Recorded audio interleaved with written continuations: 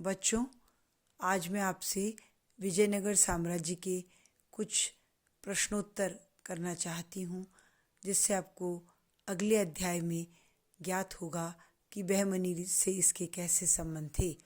असल में बता दूं कि विजयनगर और बहमनी साम्राज्य में सदा दक्षिण में कांटे की टक्कर रही। एक की नींव हिंदू साम्राज्य के रूप में, एक की मुस्लिम साम्राज्य विस्तार के रूप में हुई थी।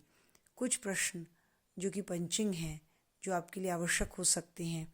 कृष्णदेवराय पहला शासक था जिसका पुर्तगालियों से सीधा संबंध था।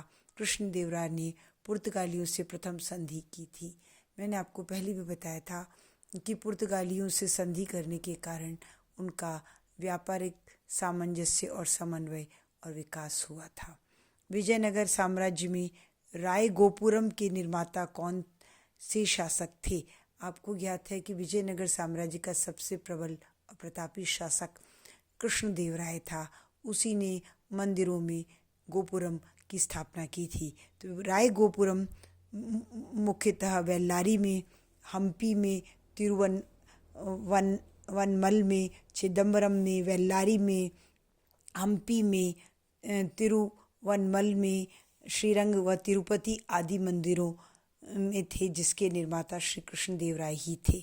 श्री कृष्णदेवराय के कारण ही विजयनगर साम्राज्य का अनूठा सांस्कृतिक विस्तार हुआ था, जिसके सभी पुरातात्विक साक्ष्य मौजूद हैं।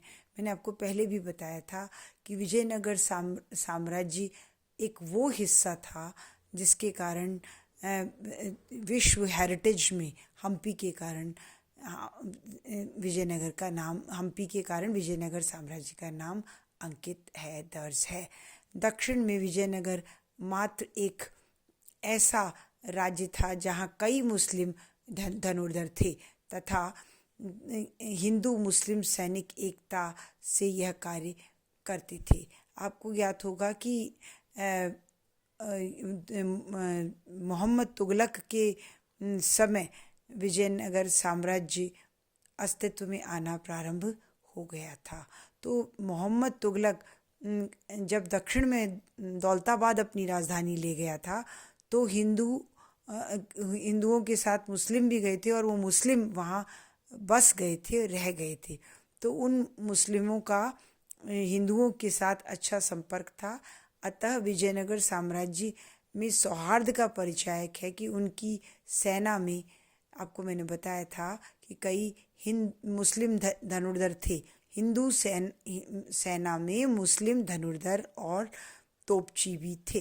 तुंगभद्रा व कृष्णा नदी के मध्य स्थित होने के कारण बहमनी व विजयनगर साम्राज्य के मध्य निरंतर युद्ध होता रहता था।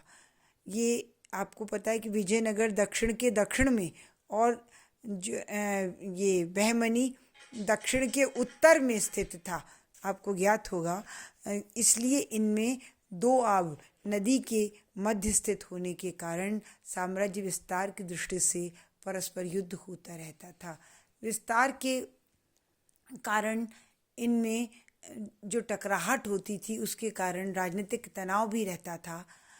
अतः विजयनगर साम्राज्य की राजनीतिक स्थिति में बहमनी के शहरों अहमदनगर, गोलकुंडा, बीजापुर का और निरंतर जिक्र आता है।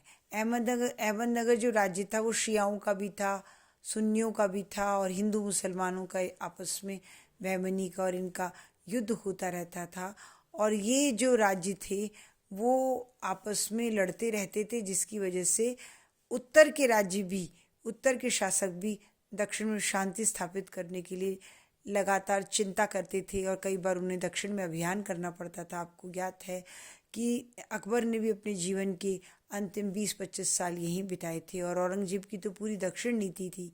अतः यहाँ विजयनगर साम्राज्य में 14वीं-15वीं शताब्दी में भी निरंतर हार और जीत का सिलसिला चलता रहा था। अंततोगत्वा राक्षस तंगड़ी, जिसको तालीकोटा का युद्ध भी कहा जाता है, उससे विजयनगर साम्राज्य का अंत हुआ था 1565 में। और विजयनगर, जिसका विश्व ऐतिहासिक धरोहर के रूप में अविस्मरणीय स्थान है, हम्पी इसकी राजधानी जो आज भी एक महत्वपूर्ण पर्यटक स्थल है। बच्चों, इस बात का आपको ध्यान रखना है, जिसकी सदा सर्वदा प्रशंसा की जानी स्वाभाविक है और अंतर्राष्ट्रीय स्तर में इसका ऐसा नाम है कि यहाँ पर्यटक आते हैं और विजयनगर की राजनीति व संस्कृति का इतिहास हमेशा ऋणी रहेगा। धन्यवाद।